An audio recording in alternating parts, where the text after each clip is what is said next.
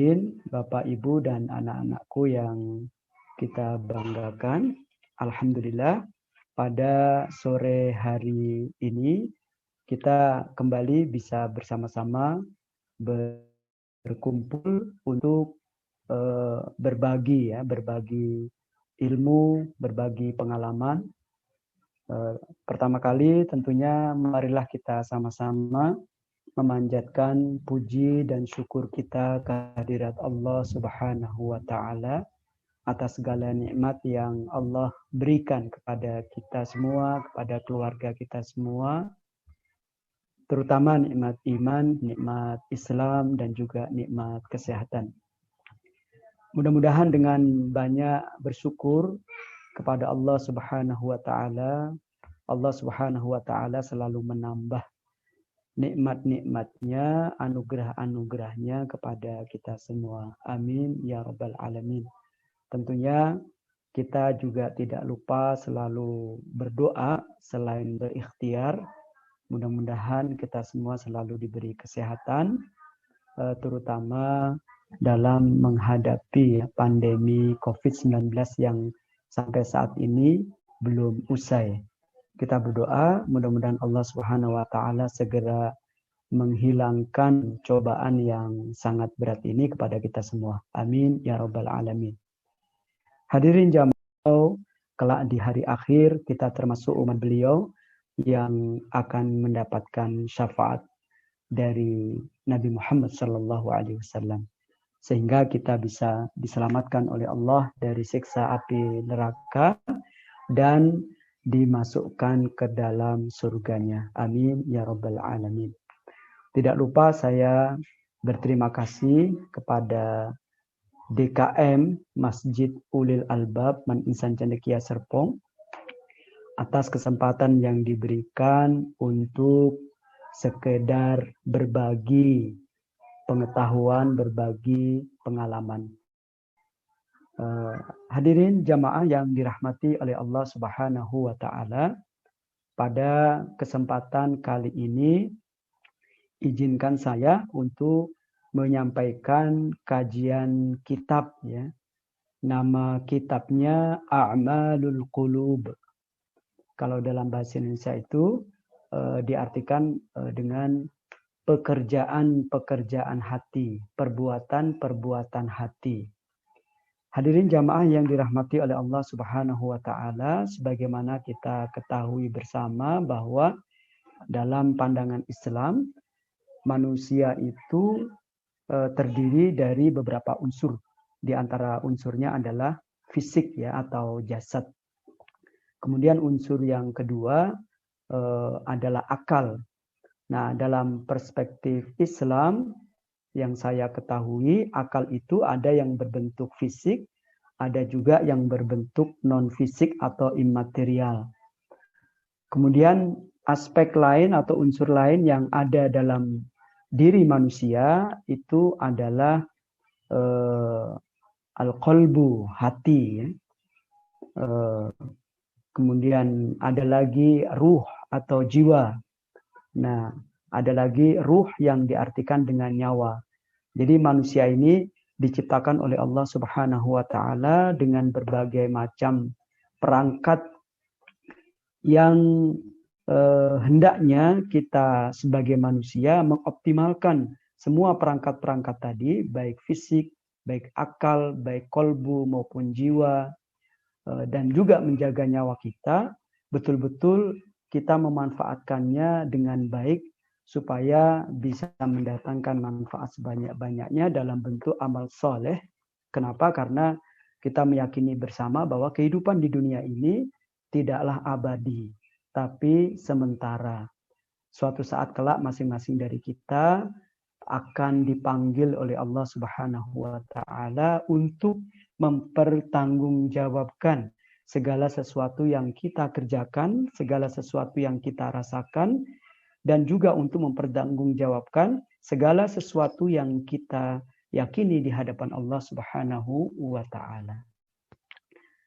Secara ringkasnya, bahwa kehidupan di dunia ini fana dan hanya amal-amal soleh sajalah yang kelak akan menemani kita di alam kubur, yang kelak akan menemani kita di alam akhirat. Hadirin jamaah yang dirahmati oleh Allah Subhanahu wa taala,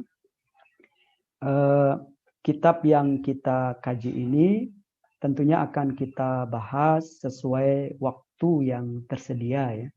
Jadi kurang lebih penyampaian materinya dalam satu kali pertemuan ini ada sekitar 45 menit, nanti ada tanya jawab, lalu diakhiri sebagaimana tadi sudah disebutkan oleh Pak Zainuri, Ustadz Zainuri, sebelum pukul 17.30.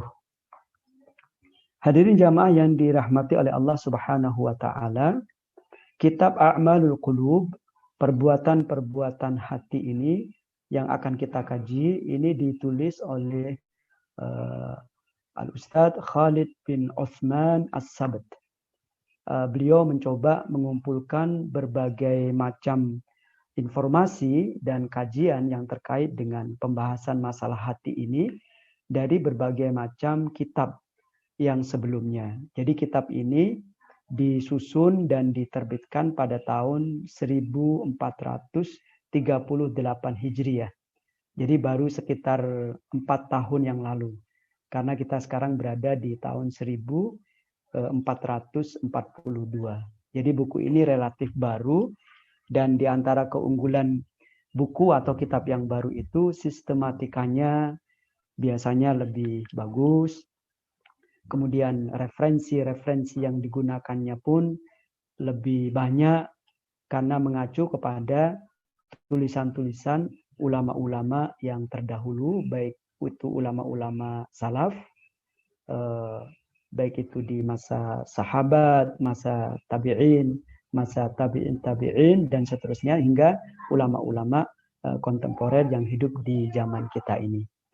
Hadirin jamaah yang dirahmati oleh Allah Subhanahu wa taala, dalam pertemuan kita kali ini ada beberapa hal yang ingin kita bahas, yang kita bagi menjadi 4 pembahasan. Yang pertama pendahuluan, yang kedua fi bayani manzilatil qalbi wa ahammiyatil a'mal al-qalbiyah. Jadi bab kedua nanti yaitu tentang penjelasan kedudukan hati dan pentingnya perbuatan-perbuatan hati. Kemudian bab yang ketiga itu tentang makna hati dan hakikatnya. Jika waktunya cukup, nanti kita akan lanjutkan ke pembahasan yang keempat, yaitu manzilatul qalbi, kedudukan hati. Hadirin jamaah yang dirahmati oleh Allah Subhanahu wa taala, sebagai pendahuluan dalam kitab ini, Al-Ustadz Khalid bin Uthman As-Sabt mengatakan, innal quluba tahtaju ila ta'ahudin wa tarbiyatin wa islah. Sesungguhnya hati itu membutuhkan pengawasan, membutuhkan pendidikan, dan juga membutuhkan perbaikan. Nah, sebelum saya lanjutkan, dalam tulisan yang lain, kita bisa memahami bahwa kita sebagai manusia nanti akan mempertanggungjawabkan segala amal perbuatan kita di hadapan Allah Subhanahu wa taala. Namun perlu kita ingat bersama bahwa amal perbuatan manusia itu dibagi menjadi 3 macam. Yang pertama adalah a'malul qulub, perbuatan hati. Nah, ya. Kemudian yang kedua a'malul lisan, perbuatan lisan, ucapan-ucapan kita. Kemudian yang ketiga a'malul jawarih, perbuatan-perbuatan anggota badan. Jadi ketiga perbuatan tadi semuanya akan dimintai pertanggungjawaban kita. Apa yang diperbuat hati kita, apa yang diucapkan oleh lisan kita, dan apa yang diperbuat oleh anggota tubuh kita, semuanya itu akan dimintai pertanggungjawaban oleh Allah Subhanahu wa taala. Tentunya Kita berharap bahwa dalam hidup kita ini, kita semuanya selalu melakukan proses perbaikan terhadap perbuatan-perbuatan hati, perbuatan-perbuatan lisan, dan perbuatan-perbuatan anggota tubuh kita. Oleh karena itu, ketika kita berdoa, membaca surat Al-Fatihah dalam setiap rakaat yang kita lakukan, di dalam surat Al-Fatihah itu ada doa yang mengatakan, Ihdinas siratal mustaqim. Ihdinas siratal mustaqim. Ya Allah, berilah kami petunjuk kepada jalan yang lurus. Nah, apa jalan yang lurus itu? Jalan yang lurus itu adalah jalan yang bisa membimbing hati kita, jalan yang bisa membimbing lisan kita, dan juga jalan yang bisa membimbing anggota tubuh kita untuk istiqomah, untuk konsisten meniti jalan yang diridhoi oleh Allah Subhanahu wa taala. Hadirin jamaah yang dirahmati oleh Allah Subhanahu wa taala, tadi dikatakan oleh Al-Ustaz Khalid bin Utsman As-Sabat bahwa sesungguhnya hati itu membutuhkan pengawasan. Maksudnya apa? Ilmu mengenai hati ini penting sehingga kita bisa memahami betul hakikat dan karakteristik hati yang dititipkan oleh Allah kepada kita semua ini. Nah, hati yang ada pada kita ini perlu ilmu sehingga kita bisa mengawasi apakah dia sudah sesuai bekerjanya, sesuai dengan petunjuk dan hidayah Allah Subhanahu wa taala atau belum. Kemudian yang kedua, hati ini juga membutuhkan tarbiyah, pendidikan. Memang Allah Subhanahu wa taala ketika mentakdirkan lahirnya manusia itu dilahirkan dalam keadaan fitrah. Nah, di antara arti fitrah sebagaimana yang disebutkan oleh para ulama adalah tauhid. Jadi hati manusia itu dilahirkan dalam bentuk tauhid. Tapi ketauhidan itu misalnya itu bisa berubah. Bisa menjadi syirik, bisa menjadi tidak lagi berislam, dan lain sebagainya. Oleh karena itu, hati membutuhkan tarbiyah atau membutuhkan pendidikan agar terus dalam fitrahnya. Hadirin jamaah yang dirahmati oleh Allah Subhanahu wa taala, kemudian tadi dikatakan bahwa sesungguhnya hati juga memerlukan islah, memerlukan perbaikan. Kapan? Yaitu ketika hati itu telah menyimpang dari jalur yang semestinya. Seharusnya dia beriman dengan kemahakuasaan Allah misalnya. Kalau ada keraguan-raguan tentang kemahakuasaan Allah, kalau ada keraguan-raguan tentang keadilan Allah dan lain sebagainya, maka di saat itulah sebenarnya hati memerlukan perbaikan. Nah, oleh karena itu tentu ini nasihat buat diri saya sendiri dan barangkali juga bermanfaat buat para jamaah sekalian. Pengetahuan tentang masalah hati ini penting sekali. Hadirin jamaah yang dirahmati oleh Allah Subhanahu wa taala, kenapa hati perlu pengawasan, perlu pendidikan, dan perlu perbaikan? Karena hadhil quluba idza istaqamat wa salahat fa innaha tastaqimu ahwalul insan wa tasluhu a'maluhu. Pengarang dari kitab ini mengatakan, karena jika hati ini menjadi lurus, menjadi baik, maka keadaan manusia yang memiliki hati tersebut itu pun akan menjadi lurus dan semua perbuatan-perbuatannya akan dinilai sebagai amal-amal saleh.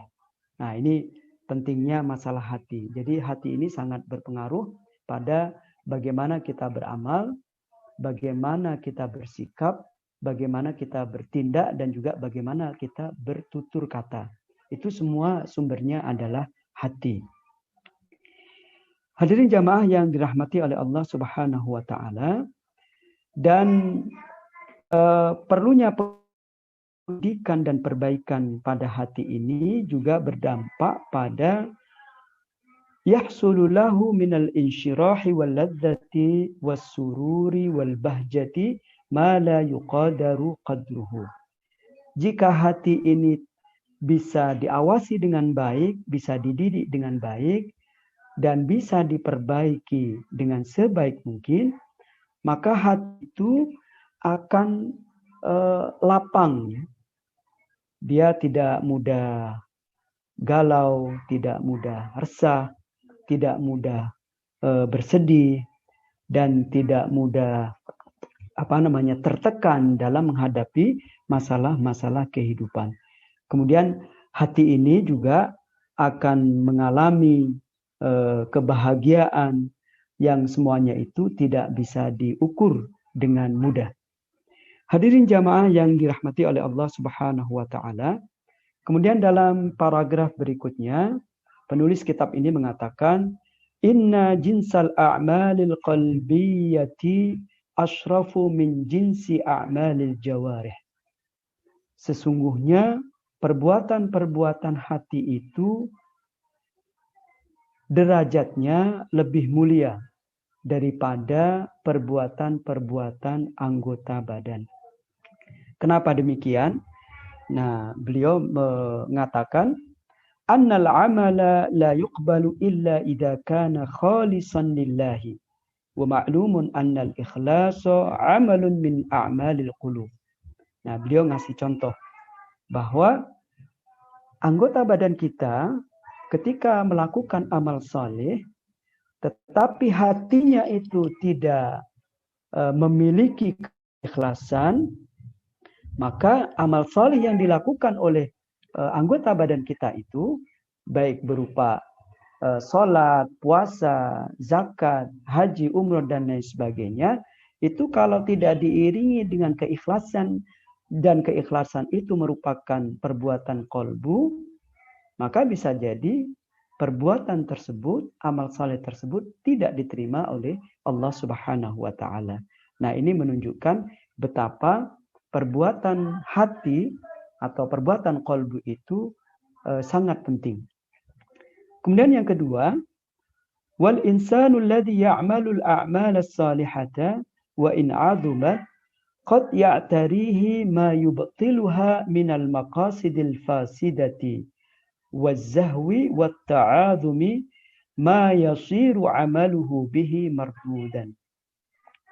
Jadi kalau manusia itu melakukan amal-amal saleh, sebesar apapun amal-amal saleh itu, tetapi pada saat yang sama di dalam hatinya ada perbuatan tertentu, ya misalnya riya, misalnya syirik, misalnya tidak ikhlas, maka menyimpangnya perbuatan hati ini bisa merusak amal-amal saleh yang dilakukan oleh anggota tubuh. Hal ini antara lain disebutkan oleh Allah Subhanahu wa taala dalam surat Al-Kahfi ayat 110. A'udzu billahi minasyaitonir rajim. Faman kana yarju liqa'a rabbih faly'amal 'amalan shalihan wa la yusyrik bi'ibadati rabbih ahada. Maka barang siapa mengharapkan pertemuan dengan Tuhannya, maka hendaklah ia melakukan amal saleh serta tidak mempersekutukannya selama-lamanya selama ia beribadah kepada Allah Subhanahu wa taala. Ayat ini berbicara tentang bahaya perbuatan syirik, yaitu mempersekutukan Allah Subhanahu wa taala, yang perbuatan syirik ini merupakan dosa besar yang tidak diampuni oleh Allah Subhanahu wa taala. Bahkan perbuatan syirik atau mempersekutukan Allah Subhanahu wa taala ini bisa menggugurkan seluruh amal perbuatan. Nah, barangkali ini juga mengisyaratkan pentingnya kajian ya mengenai masalah syirik ini. Apa sih syirik itu gitu ya? Syirik dalam arti mempersekutukan Allah Subhanahu wa taala. bukan syirik yang banyak beredar nih di pembicaraan sehari-hari. Misalnya mohon maaf nih, Anda kok syirik sama dia gitu dalam masalah kekayaan, jabatan dan lain sebagainya. Ini sudah ada perubahan arti dari arti yang sebenarnya. Jadi kalau arti yang sebenarnya asyirku, syirik itu adalah mempersekutukan Allah Subhanahu wa taala yang kajiannya cukup luas dan cukup dalam. Hadirin jamaah yang dirahmati oleh Allah Subhanahu wa taala. Kemudian kita memasuki bab yang kedua, yaitu tentang bayanu manzilatil qalbi wa ahammiyatul a'mal al-qalbiyah. Penjelasan tentang kedudukan kalbu atau hati dan pentingnya perbuatan-perbuatan hati. Dalam kitab ini penulis menuliskan inna li'a'malil qulubi manzilatan wa qadran wa jalalatan wa makanatan 'azimatan. Sesungguhnya perbuatan-perbuatan hati itu memiliki kedudukan dan derajat yang mulia, yang agung dan yang tinggi dalam agama Islam. Kenapa demikian? Ini menurut beliau ada dua alasan ya. Alasan yang pertama, فَإِنَّهَا تَعَلَّقُ بِرُكْنٍ شَرِيفٍ أَلَا وَهُوَ الْقَلْبُ وَهُوَ مَلِكُ الْجَوَارِحِ وَالْأَعْضَاءِ وَهِيَ خَدَمُهُ وَجُنُودُهُ. Nah, kenapa perbuatan-perbuatan hati ini kedudukannya sangat penting? Karena perbuatan-perbuatan hati ini terkait dengan satu instrumen yang penting yang ada pada diri manusia, yaitu qalbu atau hati. Dan di banyak kajian, barangkali kita pernah membaca, barangkali juga kita pernah mendengarkan ceramah-ceramah terkait kalbu ini, bahwa kalbu ini adalah raja. Ya, di posisinya adalah sebagai raja bagi seluruh anggota tubuh. Dalam arti yang lain, bahwa seluruh anggota tubuh ini merupakan prajurit yang digerakkan oleh hati. Nah, bisa kita bayangkan ya, kalau kita memiliki hati yang baik, kita memiliki hati yang jernih, yang mendapatkan petunjuk Allah Subhanahu wa taala, maka insya Allah perbuatan kita, ucapan kita itu akan dituntun ke arah yang lebih baik. Tetapi sebaliknya, jika ada orang ya memiliki hati yang buruk, ya, hati yang dipenuhi dengan dosa dan kejahatan, maka itu otomatis akan mempengaruhi perilakunya, akan mempengaruhi juga tutur katanya. Nah, ini alasan yang pertama ya. Kenapa kita perlu memperhatikan perbuatan-perbuatan hati pada diri kita. Kemudian alasan yang kedua yang disampaikan oleh penulis kitab ini adalah wa inna min a'dhamil fiqhi wa ajallihi al-fiqha fid dini al-muta'alliqi bil a'malil qalbiyah. Dan sesungguhnya pengetahuan yang paling utama dan yang paling besar yang terkait dengan pengetahuan agama adalah pengetahuan yang berhubungan dengan perbuatan-perbuatan hati. Jadi kalau kita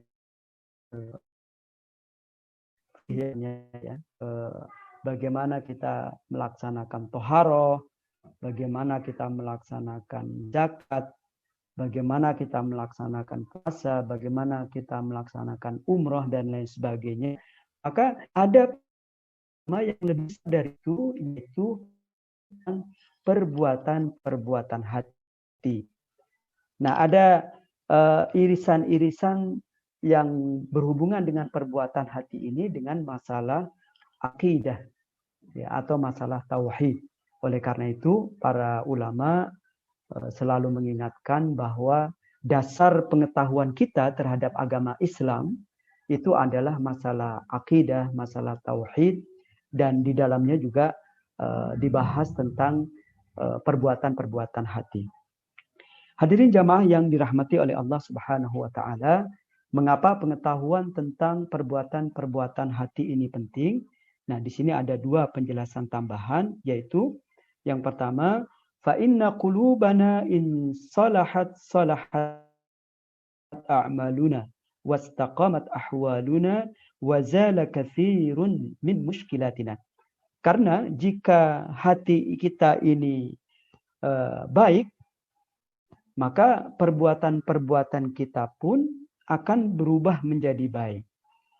Dan keadaan kita pun akan istiqamah, ya, sesuai dengan jalan yang sudah diridhoi oleh Allah Subhanahu wa taala. Dan tadi dikatakan wazala katsirun min mushkilatina, dan akan banyak terurai bahkan hilang berbagai macam persoalan-persoalan kita. Artinya apa? Bahwa persoalan-persoalan yang dihadapi oleh manusia ini itu sumbernya antara lain adalah hati. Maka jika hati ini sudah diperbaiki, insya Allah masalah-masalah itu akan bisa diurai dan dicarikan solusinya dengan lebih mudah. Hadirin jamaah yang dirahmati oleh Allah Subhanahu wa taala, wa in fasadat hadhil qulubu fasadat a'malul 'abdi. Dan jika hati manusia itu rusak, maka perbuatan-perbuatan manusia pun menjadi rusak. Wa tarabat 'alaihi ahwaluhu, dan keadaannya pun, keadaan manusia ini yang hatinya rusak itu menjadi kacau balau.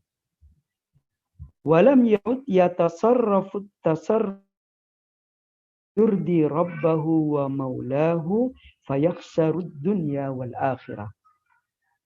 Jika hatinya rusak, amal perbuatannya rusak, kondisinya kacau balau, tidak taatnya, maka segala perbuatannya setelah itu, setelah adanya hati yang rusak tadi, akan menjauh dari jalan lurus yang diridhoi oleh Allah Subhanahu wa taala. Dan orang-orang yang semacam itu, yaitu orang-orang yang hatinya rusak, itu akan mendapatkan kerugian dalam kehidupan mereka di dunia dan kehidupan mereka di akhirat. Hadirin jamaah yang dirahmati oleh Allah Subhanahu wa taala, itu tadi pembahasan mengenai bab yang kedua, yaitu tentang penjelasan kedudukan hati dan pentingnya perbuatan-perbuatan hati. Sekarang kita memasuki bab yang ketiga, yaitu tentang ma'nal qalbi wa haqiqatuhu. Apa sih yang dimaksud dengan al-qalbu? Apa sih yang dimaksud dengan hati? Pembicaraan kita yaitu tentang perbuatan-perbuatan hati.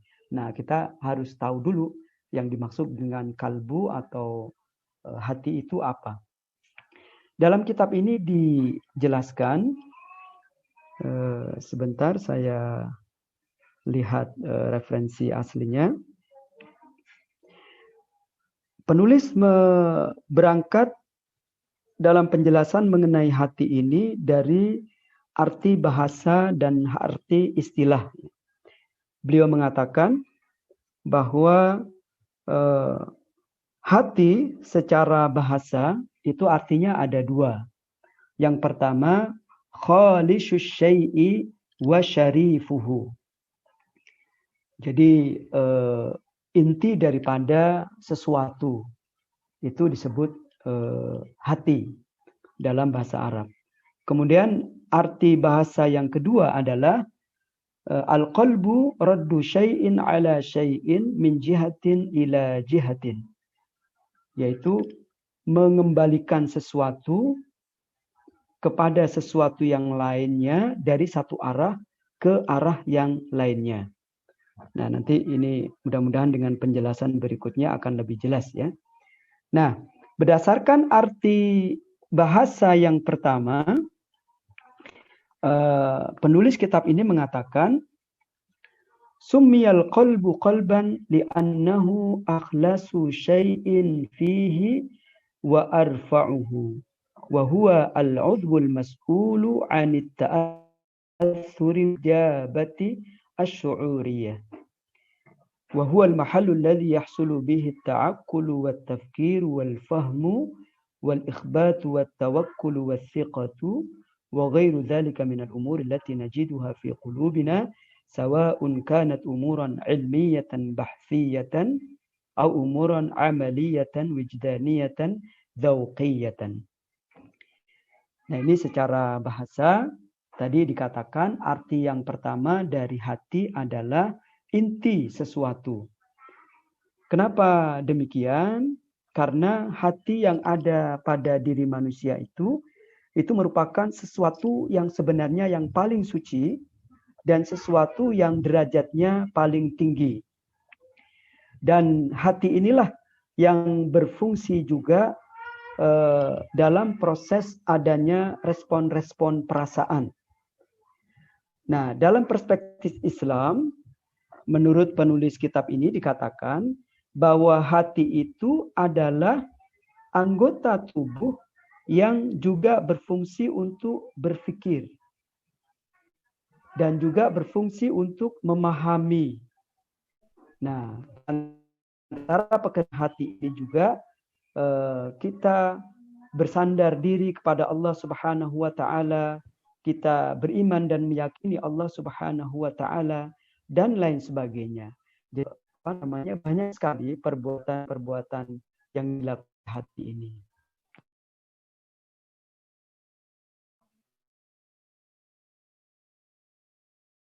Adalah sumyal qalbu qalban li kathrati taqallubihi. Nah, ini makna hati yang sering kita dengar nih ya. Hati itu disebut sebagai qalbu karena dia gampang berubah-ubah. Nah, ini pemahaman yang alhamdulillah sudah sering disampaikan oleh para ustaz. Dan hati ini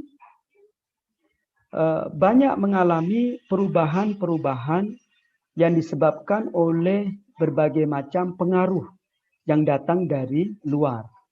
Baik itu bersifat pemikiran, baik itu bersifat keyakinan.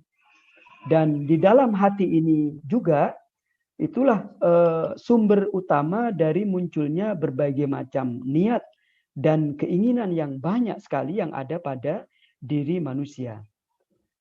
Dan hati inilah faktor utama yang menyebabkan manusia itu mengalami perubahan-perubahan emosi. Bahkan hati ini dengan sangat mudahnya dia akan bisa berubah dari yang tadinya mendapatkan petunjuk Allah Subhanahu wa taala menjadi tersesat, menyimpang dari jalan Allah Subhanahu wa taala. Dari jalan keimanan misalnya berubah menjadi jalan kekufuran. Dari yang tadinya ikhlas begitu mudahnya berubah menjadi ria, menjadi nifaq.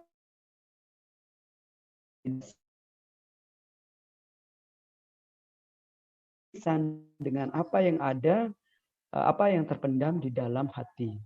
Oleh karena itu, Nabi kita Muhammad sallallahu alaihi wasallam dalam sebuah hadis yang diriwayatkan oleh Imam Bukhari dan Muslim mengatakan atau sering berdoa, ya muqallibal qulub, tsabbit qalbi ala dinik.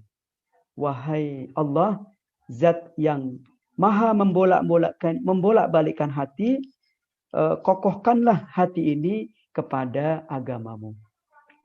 Bayangkan Bapak-bapak dan ibu-ibu sekalian, ya meskipun ini menjadi contoh ya buat umatnya, Rasulullah Shallallahu Alaihi Wasallam sendiri sering sekali atau tidak putus-putus ya untuk berdoa supaya hatinya diteguhkan, dikuatkan dalam agama Allah Subhanahu wa taala.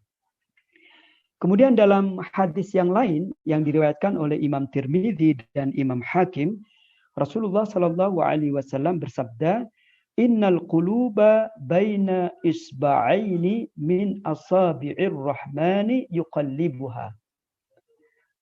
Sesungguhnya hati itu berada di antara dua telunjuk yang dimiliki oleh Allah Subhanahu wa taala, dan dengan mudahnya Allah Subhanahu wa taala membolak-balikkan hati tersebut.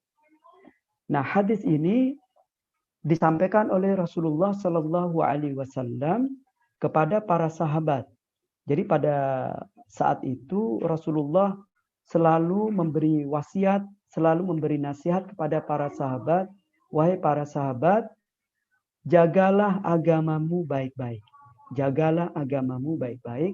Jagalah agamamu baik-baik.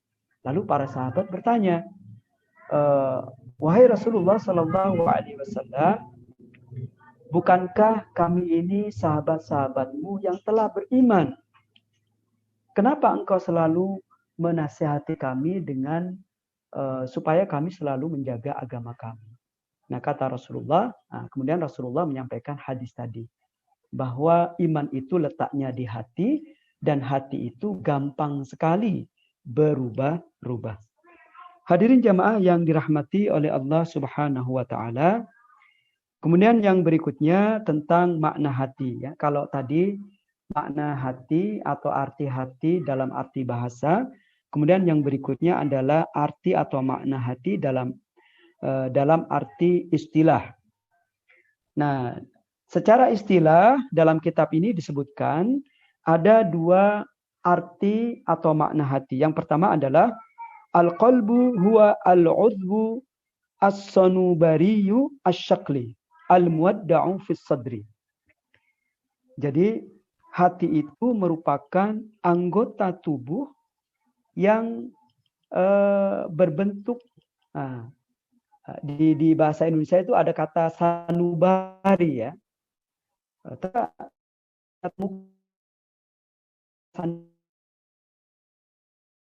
Dalam bahasa itu pakai sad, as-sanubari. Jadi sifatnya abstrak atau imaterial, yang dititipkan oleh Allah di dalam dada setiap manusia. Kemudian arti yang kedua, arti kalbu atau hati yang kedua adalah al-qalbu huwa latifatun rabbaniyatun laha al-udhu ta'ala wathiqun.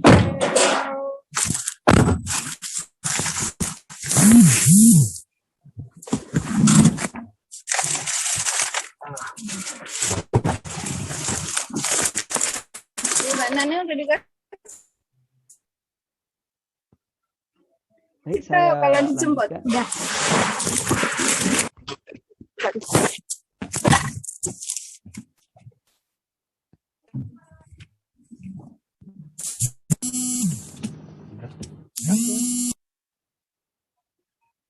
Baik, saya lanjutkan. Alhamdulillah saya punya kuasa nih sekarang untuk mute speaker. Jadi barusan saya mute yang ada kemungkinan penyebab berisiknya. Baik Bapak Ibu sekalian, arti yang kedua dari hati adalah latifah rabbaniyah. Jadi kolbu ini adalah salah satu bagian khusus, ya, yang dititipkan oleh Allah Subhanahu wa taala pada diri manusia. Nah, Allah Subhanahu wa taala punya kepentingan untuk menitipkan hati ini pada sanubari manusia, supaya dengan hati itu manusia dimudahkan untuk mengenal Allah Subhanahu wa taala, untuk mengimani risalah-risalah yang Allah titipkan kepada para nabi dan para rasul. Nah, tentang kedua arti istilah, ya, arti istilah hati ini didasarkan pada dua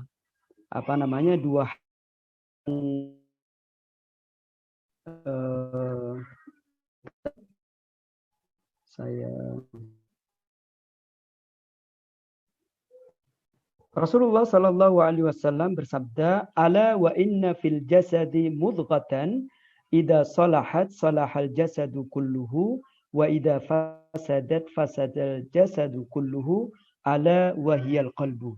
Jadi kata Rasulullah SAW dalam sebuah hadis yang diriwayatkan oleh sahabat yang bernama An-Nu'man ibn Bashir radhiyallahu anhu, Rasulullah SAW bersabda, ingatlah sesungguhnya di dalam badan itu ada segumpal darah, ya. Jika segumpal darah itu baik, maka seluruh anggota badan itu akan baik.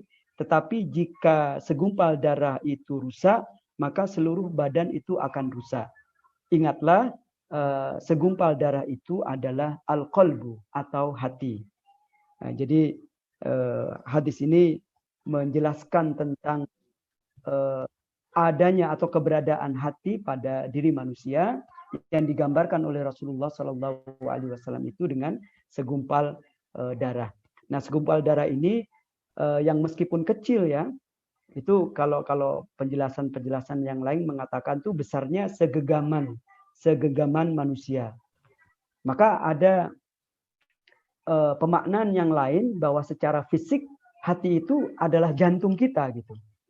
Nah, jantung kita ya secara biologis mungkin dalam pengetahuan biologi itu sudah dikenal oleh manusia, ya,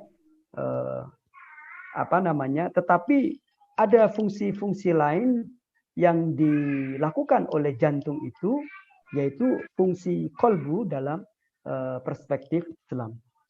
Itu hadis yang pertama yang menjelaskan tentang adanya hati pada diri kita sebagai manusia.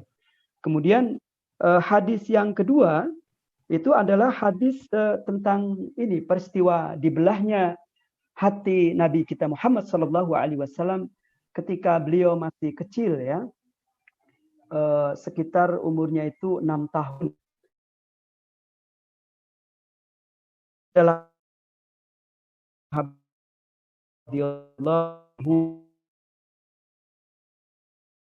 oleh Rasulullah Sallallahu Alaihi Wasallam atahu Jibril, bahwa Rasulullah Sallallahu Alaihi Wasallam pada suatu hari didatangi oleh malaikat Jibril. Wa huwa yal'abu ma'al ghilman, dan saat itu Nabi Muhammad Sallallahu Alaihi Wasallam sedang bermain bersama anak-anak yang lain. Fa'akhadahu fasara'ahu, lalu malaikat Jibril melentangkan, ya, merebahkan Nabi Muhammad Sallallahu Alaihi Wasallam. Jadi diambillah Nabi Muhammad Sallallahu Alaihi Wasallam dari kumpulan anak-anak itu.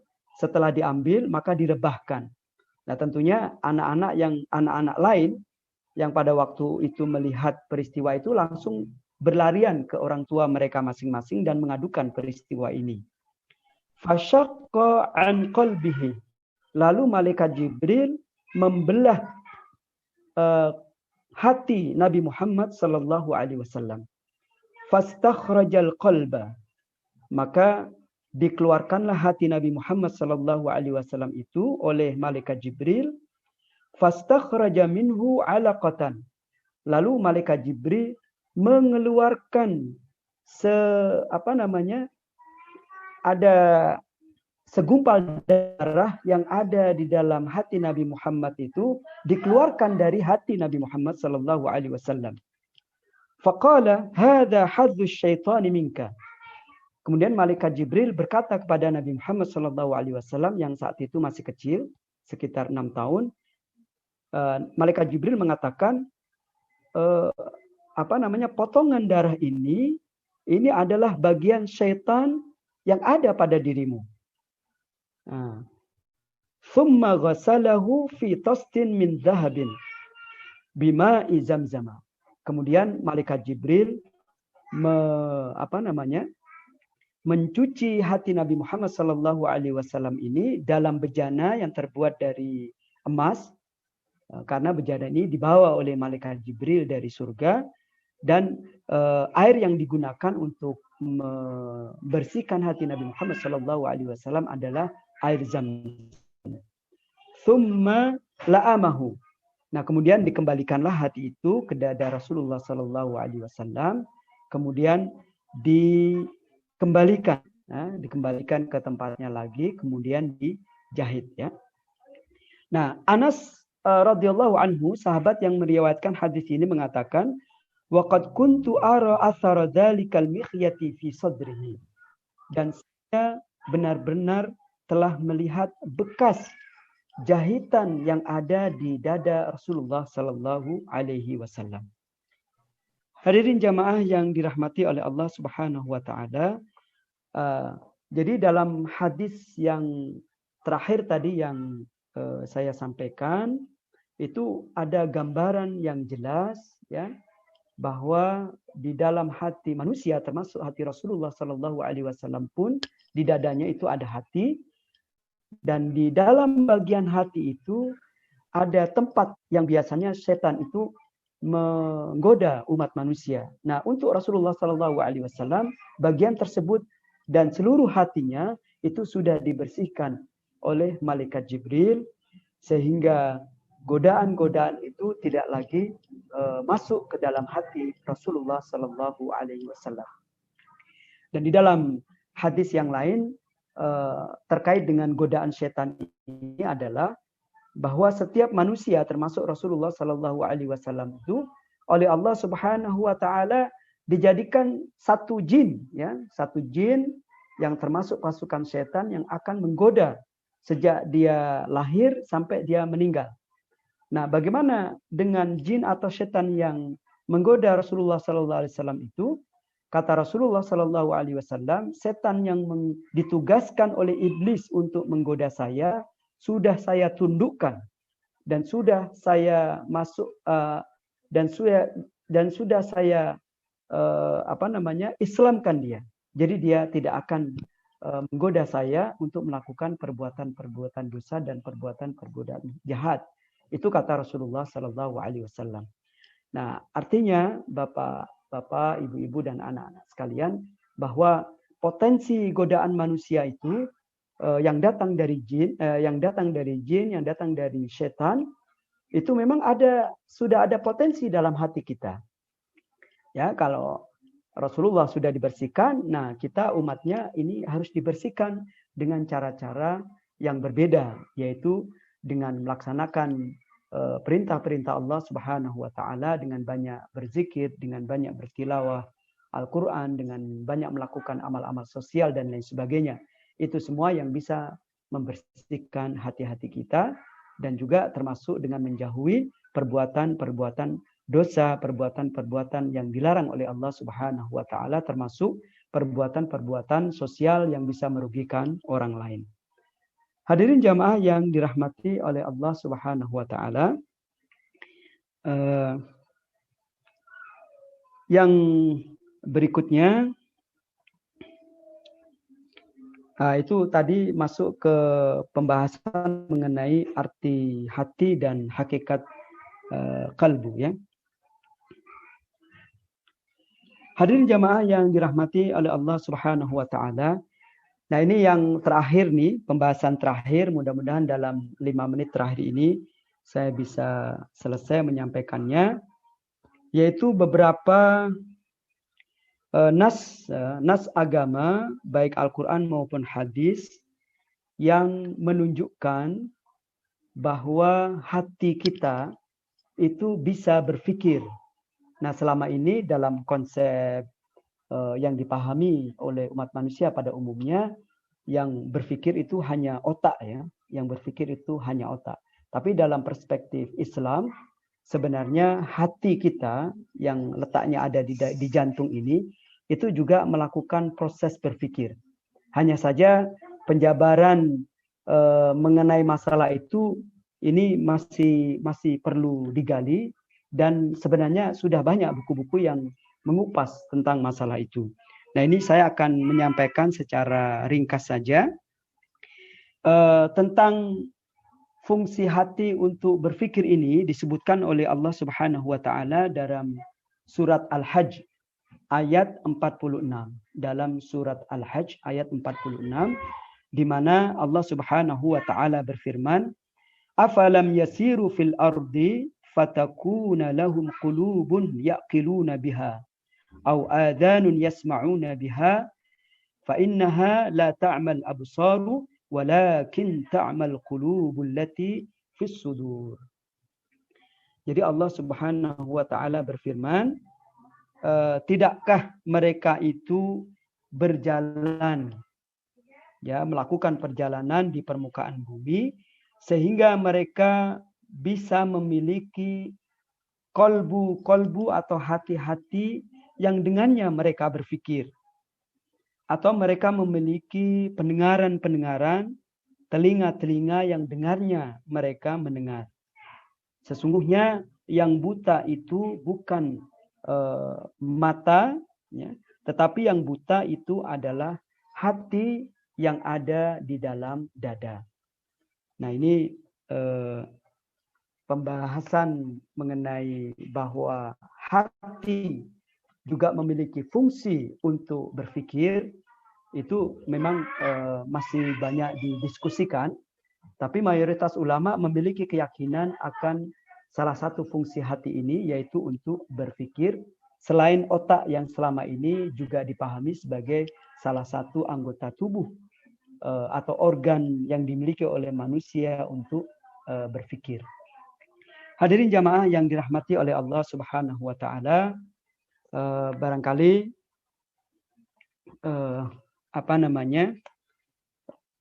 bagian yang keempat, ya, bagiannya keempat dari bab ini, biar tuntas saya akan sampaikan secara cepat saja, yaitu tentang kedudukan hati. Penulis kitab ini mengatakan, i'lam anna ashrafa ma fil insani qalbuhu. Ketahuilah bahwa sesungguhnya bagian yang paling mulia yang dimiliki oleh umat manusia adalah qalbunya. Kenapa? Fa'innahu al-alimu billah. Karena qalbu atau hati inilah instrumen yang bisa digunakan oleh manusia untuk mengetahui siapa Allah Subhanahu wa taala itu. Nah, kita ini kan diciptakan. Tentu pengetahuan yang paling mulia adalah kita sebagai manusia, ketika kita mampu mengenal pencipta kita, yaitu Allah Subhanahu wa taala. Al-amilu lahu, bahwa hati ini juga memiliki amalan-amalan yang dipersembahkan kepada Allah Subhanahu wa taala. As-sa'i ilaihi.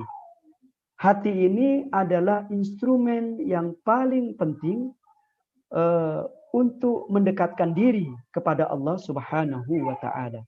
Wa innamal jawarihu adba'un wa khadamun lahu. Sedangkan anggota tubuh kita ini, baik lisan, tangan, kaki, mata, telinga, dan lain sebagainya, itu sebenarnya mengikuti apa kata hati dan melayani apa kata hati. Yastakhdimuhal qalbu istikhdamal muluki lil abid. Hati menggunakan seluruh anggota tubuh sebagaimana para raja menggunakan atau memanfaatkan hamba-hamba sahaya mereka untuk keperluan mereka. Wa aktsarun nasi jahiluna biqulubihim wa nufusihim. Tetapi sayang, kebanyakan umat manusia itu tidak memiliki pengetahuan tentang hakikat hati mereka dan tentang hakikat jiwa mereka. Wallahu yahulu bainal mar'i wa qalbihi. Padahal Allah itu berada antara manusia dengan hatinya. Wa dzalika bi an yamna'ahu min ma'rifatihi wa muraqabatihi. Jadi ketika manusia itu tidak memiliki pengetahuan yang cukup tentang hatinya, tidak memiliki pengetahuan yang cukup tentang qalbunya, maka hal itu bisa-bisa menghalangi dirinya untuk mengetahui hakikat Allah Subhanahu wa taala, untuk mengetahui dan menyadari adanya pengawasan dari Allah Subhanahu wa taala. Fa ma'rifatul qalbi wa sifatihi aslud dini wa asasu tariqis salikin. Maka oleh karena itu, pengetahuan tentang hati, tentang sifat-sifat hati, itu merupakan pokok pengetahuan dalam agama Islam dan merupakan dasar utama jalan bagi para salik, yaitu orang-orang yang menginginkan sampai kepada Allah Subhanahu wa taala dia terutama harus mempelajari dulu tentang masalah hati ini. Sebagaimana tadi yang digambarkan oleh Rasulullah Shallallahu Alaihi Wasallam dalam hadis-hadis beliau yang sudah dipaparkan di diskusi atau pembicaraan kita di awal tadi. Demikian Bapak, Ibu, guru, dan pegawai Man Insan Cendekia yang saya hormati, anak-anakku sekalian juga yang kami banggakan. Kurang lebihnya saya mohon maaf atas segala kekurangan dalam penyampaian materi ini. Insya Allah kita akan lanjutkan pada 3 pertemuan mendatang. Mudah-mudahan kita semua masih diberi kesehatan, ya, masih diberi panjang umur, ya, supaya Allah Subhanahu wa Ta'ala bisa memberi kesempatan kepada kita semua untuk menambah amal-amal soleh kita sebagai bekal kita dalam kehidupan akhirat nanti. Demikian, saya kembalikan dulu kepada pembawa acara atau bagaimana? Ya, baik. Terima kasih Ustaz Bahrul. Mohon maaf sebelumnya, ini saya tidak buka kamera karena bermasalah di sinyal ya, dan yang di selaku dari email Humas tadi juga bermasalah di laptopnya. Ya, terima kasih Ustaz Bahrul. Saya ucapkan selamat berbuka puasa sebelumnya kepada kawan-kawan yang ada di Indonesia Timur dan juga di daerah Jawa Timur ya. Namun untuk daerah di Jabodetabek saya kira masih lama waktunya untuk berbuka puasa. Kita lanjut dengan tanya jawab Ustaz Bahrul. Bagaimana? Oh iya. Ini Ustadz Pak Yus Kusnandar nih sudah ngirim chat. Iya. Nih. Baik. Jadi kalau satu-satunya soal yang sangat berkualitas pada sore hari ini Ustaz. Ya, boleh kalau langsung dibaca sama Ustaz Bahrul kemudian langsung dijawab. Ya, terima kasih kepada semuanya dan terima kasih juga kepada Pak Yus. Ini Pak Yus nih ngirim chat dulu ini. Setelah itu nanti ngirim parcel. Betul. Maaf, saya bercanda Pak Yus. Mudah-mudahan Pak Yus dan keluarga dalam keadaan sehat walafiat. Amin ya. Kalau di Cisauk, Tangerang nih lagi hujan dari jam 3 sore tadi. Nggak tahu nih di Bekasi ini, apa lagi hujan atau bagaimana ini? Alhamdulillah cuma mendung aja Ustaz. Dan mendung tidak dan mendung tidak berarti hujan ya. Oh iya, itu lagu. Iya. Saya hubungkan dengan tadi chat penyanyi itu. Baik Bapak Ibu sekalian dan anak-anak yang aku cintai, aku sayangi. Ini saya bacakan chat dari Pak Yus. Cara agar hati saya tidak terasa hampa ketika kita melakukan sholat. Soalnya yang saya rasakan setiap sholat itu seperti sedang sholat berjamaah, hati itu terasa hampa. Ini pertanyaan yang besar ya, pertanyaan yang sulit ya. Karena kalau pertanyaannya itu sudah tentang sholat, kita kembalikan tentang kedudukan sholat itu. Sholat itu betul-betul satu ibadah ya, yang sangat berarti dan sangat besar. Artinya merupakan dambaan setiap muslim bisa sholat dengan khusyuk. Karena dengan sholat inilah kita sebenarnya selain menjalankan kewajiban kita untuk bertemu melaksanakan sholat kepada Allah Subhanahu wa Ta'ala, sedang di sisi yang lainnya sebenarnya kita sedang diajak oleh Allah Subhanahu wa Ta'ala untuk berkomunikasi dengan Allah Subhanahu wa Ta'ala. Ada tentunya banyak jawaban ya terhadap pertanyaan seperti ini. Saya akan mencoba menyampaikan pengalaman saya sendiri aja ya.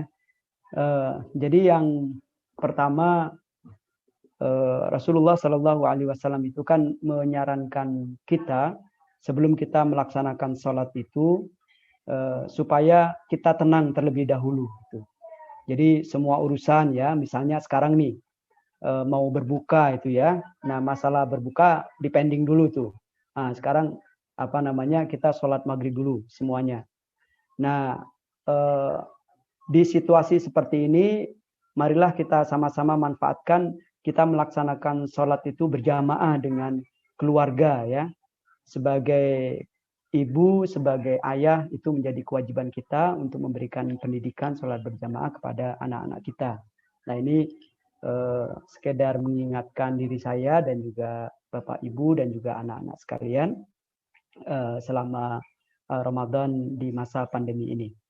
Nah setelah tenang ya, setelah suasana hati kita tenang, secara kemudian pikiran kita tenang, dan kalau kita Pak Yus saya gitu menjadi imam ya, kita atur dulu soft istri kita, anak-anak kita, kalau ada anggota keluarga lain yang ikut juga kita tenangkan dulu. Jadi pertama kali suasana hati kita dan pikiran kita tenangkan.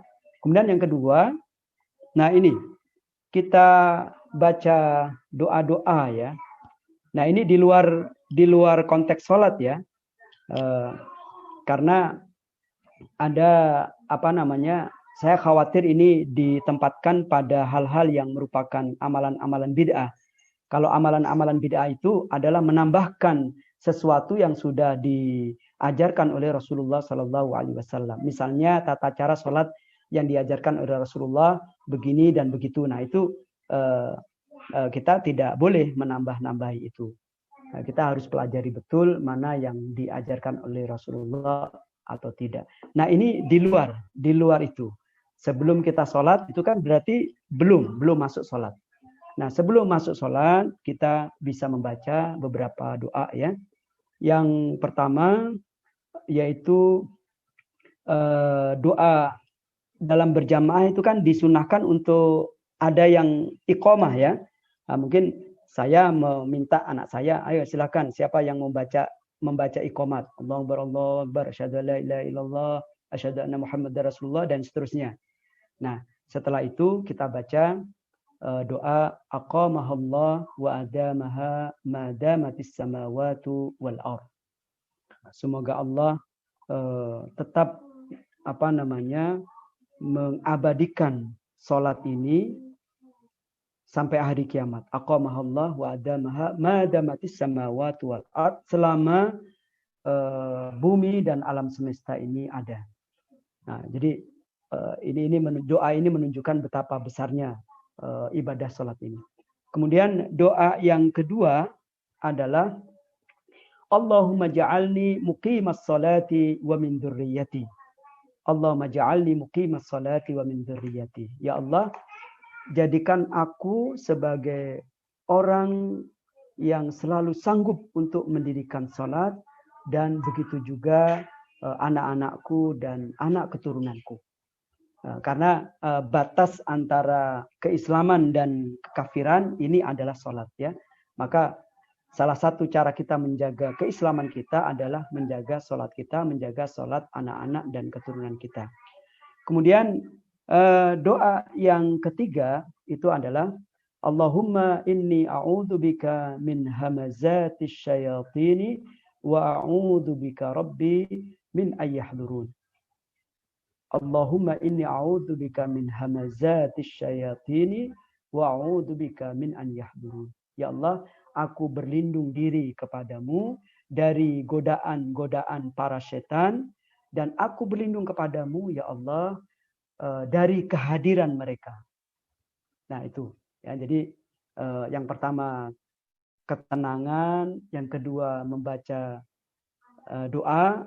Tadi sudah ada 3 doa, ada 1 doa lagi, ya ada 4 nih doanya. Doa yang keempat adalah Allahumma a'inni ala dzikrika wa syukrika wa husni ibadatik. Allahumma a'inni ala dzikrika wa syukrika wa husni ibadatik. Ya Allah, bantu aku ya Allah untuk berzikir kepadamu, untuk mengingatmu, untuk bersyukur kepadamu, dan untuk beribadah sebaik-baiknya kepadamu. Jadi mudah-mudahan dengan adanya 4 doa ini mengkondisikan diri kita untuk masuk dalam ibadah sholat. Nah, cara yang ketiga, ya, yang pertama tadi ketenangan hati dan pikiran, yang kedua adalah 4 doa, kemudian yang ketiga ini adalah kita berusaha memahami seluruh doa yang kita ucapkan dalam sholat kita. Mulai dari takbiratul ihram, Allahu Akbar, sampai salam. Nah, itu mungkin bagi Bapak Ibu, anak-anak yang sudah mulai belajar bahasa Arab, itu terbantu untuk memahami makna doa itu. Karena dengan membaca doa-doa di dalam sholat dan sambil memahami artinya, itu akan insya Allah akan sangat membantu dalam kekhusyuan kita. Dalam sholat. Jadi sudah ada 3 ya, yaitu ketenangan hati, pikiran, doa, kemudian memahami arti dari bacaan-bacaan yang kita lafadzkan selama sholat ya. Dan ini tambahan catatan, khusyuk dalam sholat itu sesuatu yang sangat mungkin diraih. Khusyuk dalam sholat itu sesuatu yang sangat mungkin diraih. Apa indikator bahwa kita sudah khusyuk? Indikator bahwa kita khusyuk itu dikatakan oleh Allah Subhanahu wa taala, alladzina yadhunnuna annahum mulaqu rabbihim wa annahum ilaihi raji'un. Jadi orang sudah khusyuk kalau dia sudah sampai pada tingkatan bahwa atau keyakinan bahwa dia sedang menghadap Allah Subhanahu wa taala dan dia yakin bahwa suatu saat dia akan kembali kepada Allah Subhanahu wa taala. Nah, itu indikator bahwa kita ini khusyuk. Tapi kalau indikator itu semakin melemah, bahwa itu menunjukkan bahwa kekhusyuan kita pun sedang melemah juga. Demikian sepertinya sudah masuk waktu berbuka ya. Terima kasih kepada Bapak Ibu sekalian, Bapak Ibu guru, Bapak Ibu pegawai, dan Bapak Ibu unsur pimpinan juga, dan juga DKM yang sudah memberi waktu kepada saya. Dan tentunya saya memohon maaf atas segala kekurangan dan khilaf dalam penyampaian materi ini. Semoga diberi kesempatan juga nanti, mudah-mudahan Allah mengizinkan untuk melanjutkan kajian tentang a'malul qulub ini, perbuatan-perbuatan hati ini. Sebenarnya ada e-booknya itu lengkap 2 jilid itu ya. Jadi siapa saja bisa mengkaji, menyampaikan. Nah, seperti itu. Demikian Bapak Ibu sekalian, mohon maaf yang sebesar-besarnya. Kalau ada yang baik itu datangnya dari Allah Subhanahu wa taala, kalau ada salahnya itu datangnya dari saya sebagai manusia yang lemah. Demikian, subhanakallahumma bihamdika asyhadu an la ilaha illa anta astaghfiruka wa atubu ilaik. Wassalamualaikum warahmatullahi wabarakatuh. Waalaikumsalam. Waalaikumsalam warahmatullahi wabarakatuh. Terima kasih Pak Bahrul. Terima kasih. Ya, terima kasih Ustaz Bahrul atas waktunya, dan insya Allah untuk yang PDF-nya ada 2 jilid ya Ustaz Bahrul ya. Nanti akan saya bagikan di grup WA ya. Bapak Ibu, anak sekalian semuanya, alhamdulillah untuk kajian yang hari kedua pada kesempatan kali ini berjalan dengan lancar dan luar biasa, sangat penuh dengan ilmu, terutama terkait dengan pergerakan hati kita. Jadi bukan hanya sepergerakan al-jawarih kita, anggota badan kita, tapi yang terdalam juga ternyata itu yang menentukan akan diterima dan tidaknya amal ibadah kita kepada Allah Subhanahu wa taala. Ya, untuk penutup tadi ada request dari Ustadz Awai untuk bisa menutup acara pada kesempatan kali ini. Ya, kami persilakan Ustadz Awai, Pak Ajas bisa dibantu untuk share screen-nya. Ya, silakan Ustadz Awai. Warahmatullahi wabarakatuh. Assalamualaikum warahmatullahi wabarakatuh. Waalaikumsalam warahmatullahi wabarakatuh. Wassalamu ala Rasulillah. Ya Rabbana tarafna بأننا اقترفنا وأننا أسرفنا على لظى أشرفنا فتب علينا توبة تغسل لكل حوبة واستر لنا العورات وآمن الروعات واغفر لوالدينا ربي وموالدينا والأهل والإخوان وسائر الخلان وكل ذي محبة أو جهة أو صحبة والمسلمين آمين ربي فاسمع قد لو وجودا منا لا بنا بالمصطفى رسول بكل سوري صلى وسلم ربي عليه عند الحبيب وآله وصحبه عدد تصحبه والحمد لله في البدء والتناهي اللهم صل وسلم وبارك عليه Allahumma sholli wa sallim wa barik alaihi. Saya kembalikan. Assalamualaikum warahmatullahi wabarakatuh. Waalaikumsalam. Waalaikumsalam warahmatullahi wabarakatuh. Terima kasih Tatawai dan terima kasih Bapak, Ibu dan hadirin semuanya, anak-anakku semuanya. Insya Allah kita akan ketemu kembali besok di waktu yang sama. Jadi jangan lupa di pukul 16.30 setiap sore dari awal Ramadan kemarin sampai nanti di tanggal 29 bulan Ramadan. Terima kasih sekali lagi kami ucapkan. Mohon maaf sebelumnya atas segala kekurangan. Alafu minkum. Wassalamualaikum warahmatullahi wabarakatuh. Waalaikumsalam warahmatullahi wabarakatuh.